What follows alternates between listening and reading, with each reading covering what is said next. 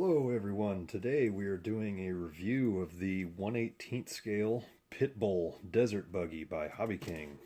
This is a new one that just came out. I actually caught it on sale for $60 RTR, and let's get it out of the box. I already did this earlier. It comes packaged like that, all tied down with zip ties. Mine was actually a little bit loose, and when I pull it out, wait, what? That's not right. What's wrong with this picture? Suspension is all limp and pathetic. There are no shocks on this buggy. Hobby King, how could you? How did that ever get past quality control? I'm like your biggest fan, and now you pull this on me? Well, I guess it's time to start an RMA. Okay, so here we are a couple weeks later, and Hobby King has sent me some new shocks for the little Pitbull buggy. And so now we can finally talk about suspension a little bit. Out of the box, or in my case, out of the box and out of the bag for the new shocks, it's a little bit oversprung and a little underdamped, but you know what? Not bad. And it's a really tiny buggy. They don't tend to handle real well anyways, so I think this will probably be fine. You get no adjustability here, either in the front or the rear. The camber links and even the tie rods are completely solid plastic, so there is no way to adjust anything, really. No shock mounting positions or anything of that nature. But it's kind of what I expected for a buggy at this price point, so not necessarily a bad thing. For comparison, here is the 1/18th Basher Pitbull versus the 1/16th Turnigy Mini Buggy, both four-wheel drive. And this video really isn't intended to be a comparison, but I feel like if you're shopping for these, comparing them is kind of inevitable. So we'll talk about that a little bit at the end of the video. And for reference, here is the BZ222 1/10 scale, so significantly larger. And of course, the 1/8 scale Basher Nitro Circus monster truck. Obviously a big size difference there. Okay, so let's get this body off and take a look at what's underneath. There we go. What's underneath is this odd little under tray thing, complete with a very ridiculous scale helmet. The helmet's kind of huge. You have your ESC, your receiver, and they are both stuck to this under tray deal. The ESC is supposedly waterproof. The receiver definitely is not, as you may be able to see. Mine is already coming apart. It's not supposed to do that, but even if it is sealed, there's no way it's waterproof. So consider this whole thing kind of splash resistant and not waterproof. We take off this tray, unplug the battery. You can see the 3530 kV brushless motor. Pretty cheap 9-gram servo, and actually that cheap servo is the source of some frustration, as I'll elaborate on later.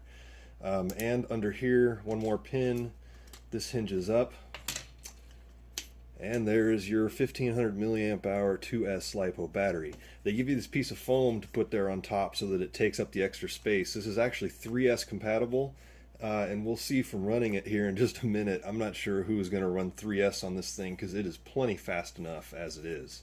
But thank you to Hobby King for finally giving us a real LiPo battery in an RTR. This is a 25C continuous 40C burst battery, and so far it's not bad at all. So thanks for including that. Let's move on to kind of what else you get in the box. First of all, you get this little wall charger, which is, I think, a step above most other wall charger. It'll do either 2S or 3S batteries. You just plug in the balance port there, and it does it all automatically. There's no buttons to push. Output is 900 milliamps per cell, 900 milliamp hours per cell, I should say. And this is the exact same charger as the B3AC that Hobby King already sells. And it's a good charger. I bought one of those for my father-in-law when I got him a Vandal, and it's been working great ever since.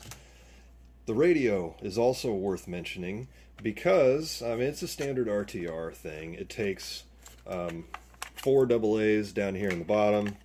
They are not included. That's the only thing in this RTR package that doesn't come with it. But what really makes it kind of nice is these little knobs right here. These are in-point adjustments for the throttle. So if you're going to give this to a new kid, or in my case, I gave it to a couple of 3, 4, and 5-year-olds at a park, you can tone down the maximum speed of this. Now, it's not magic. It doesn't keep them from crashing, and I wish it went a little bit further.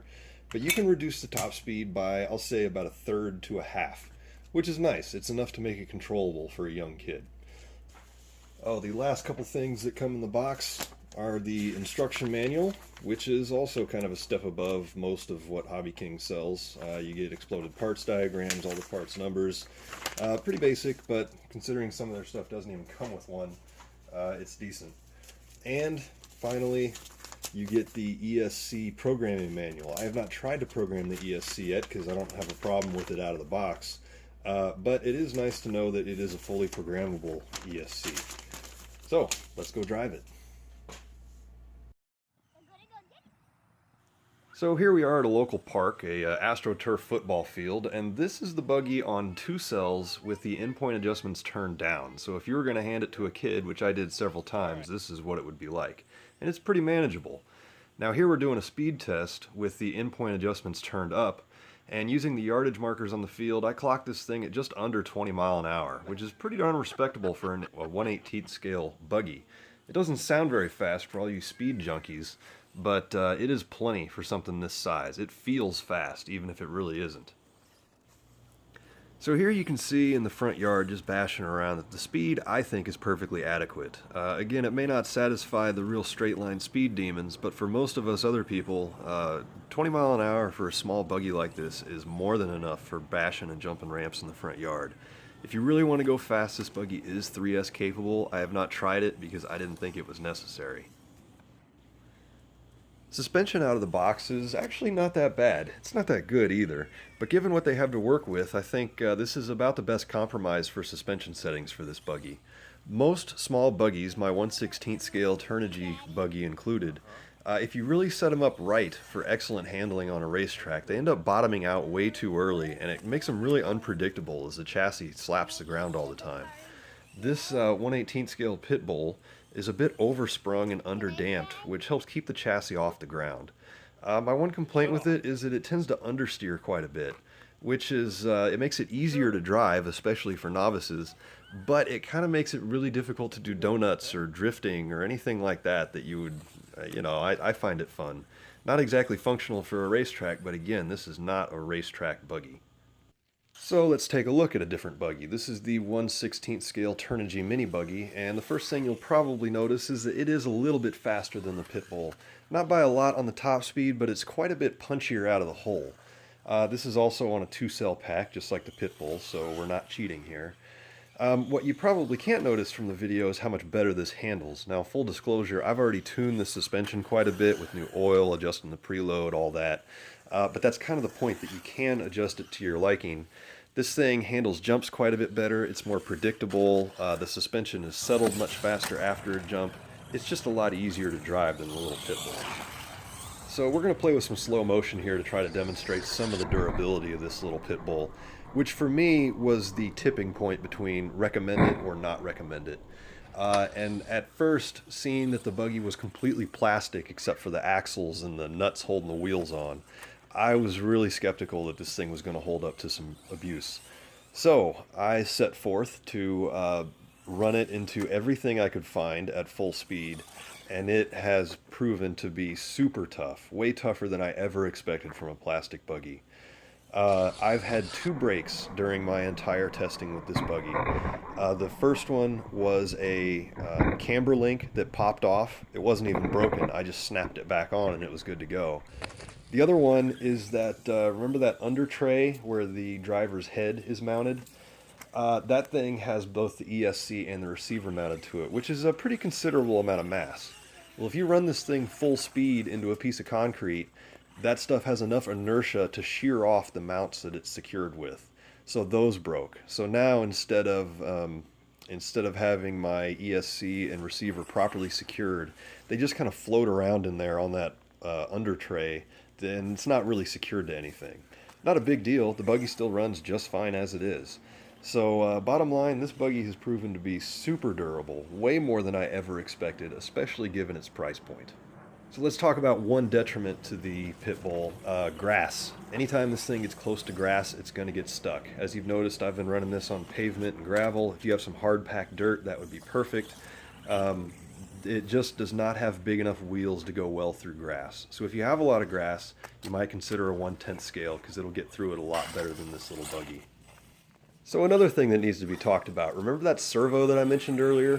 Well, here it is in action. It looks like I'm a bad driver that I can't hit that ramp, and some of that might be true, but I can hit that ramp with every other vehicle that I have. Turns out that servo doesn't center very well, so sometimes you center the steering wheel and expect it to go straight, and it ends up veering off left or right. Other times you give it a very small steering input, and the car just takes off right or left. It kind of has a mind of its own. It's really weird, and it makes the buggy kind of difficult to drive, which again gets back to this toy grade versus hobby grade thing. A kid isn't going to notice or care, but someone like me, it can really be frustrating. Okay, so I said earlier that this really wasn't a comparison video, it was more of a review for the Pitbull.